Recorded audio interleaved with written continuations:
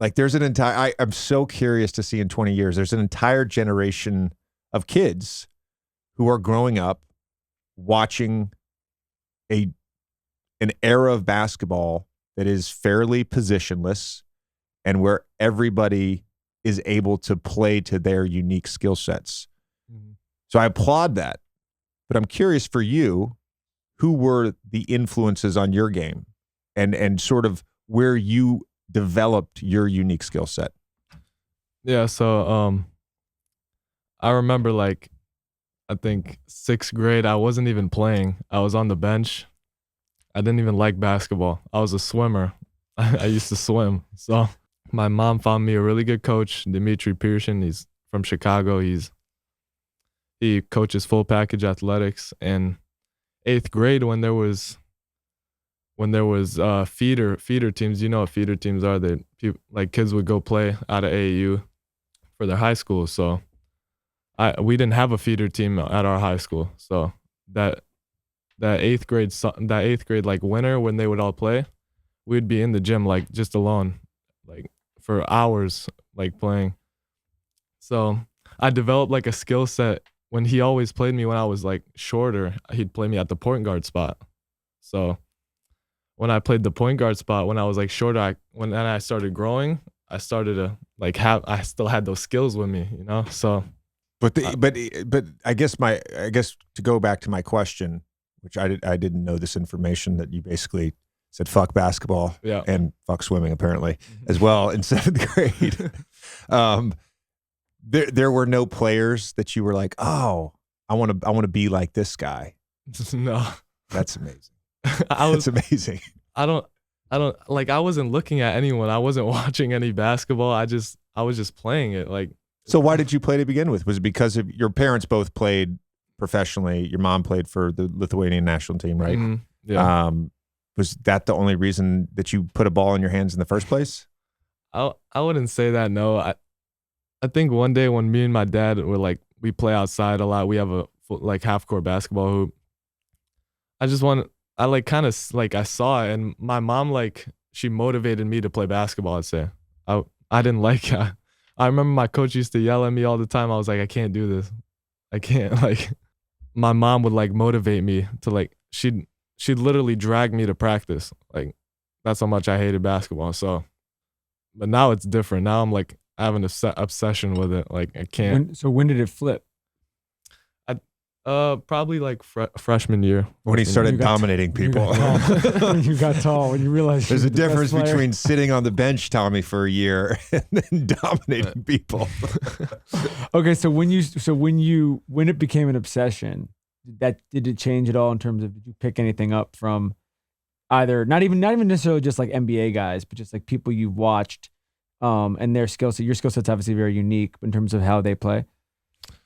Yeah, so I'd literally like pull up highlights like on my computer, and I'd literally go outside and start doing all the highlights.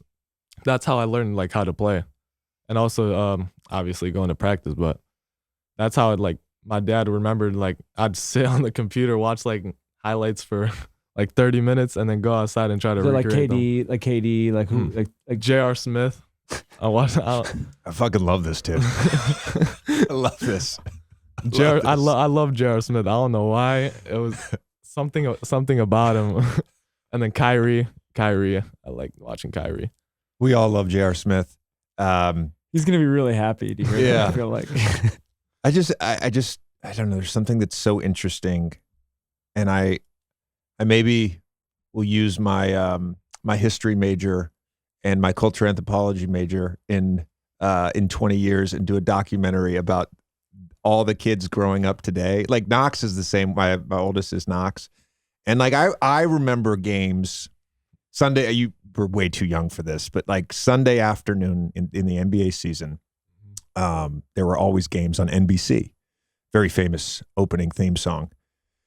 And I would watch the games, but I would get so antsy.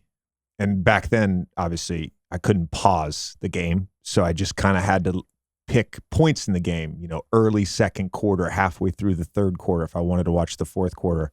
And I'd be watching stuff that I was seeing on the television. This is like 12 to 15 years old, right? and I would go outside to the backyard and I would try to practice that stuff.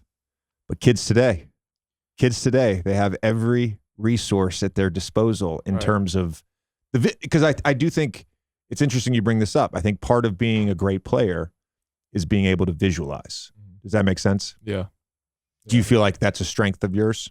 Yeah, for sure. I mean, like watching NBA games now, it's a little different than, you know, when it was, or in, you know, Jordan's era. It's you have like every resource, like synergy, where you can see every possession, like of every shot. You're diving into synergy.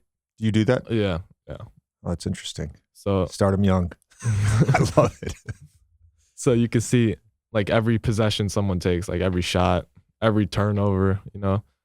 I like to see like my stuff, everything I do wrong, I like to look at. So well, I was going to ask about this. So EYBL has all that data, right? They use all the tracking stuff and synergy. Does your prep school and boarding school, did that have the same sort of access to that information? Yeah, at Sunrise Christian, we'd watch like film like pretty much every day. So we'd use synergy. That's how we like find our defenses, our offense. You know, what offense works best. Like, what's the percentage like on offense? How many times we score? Everything. So shout out to Luke Barnwell for that, because he pretty much like helped me like set up synergy and everything. And I'm gonna start doing this with my team. I think I coach my 8-year-old. First 8-year-old team watching film. We're actually remodeling Geo.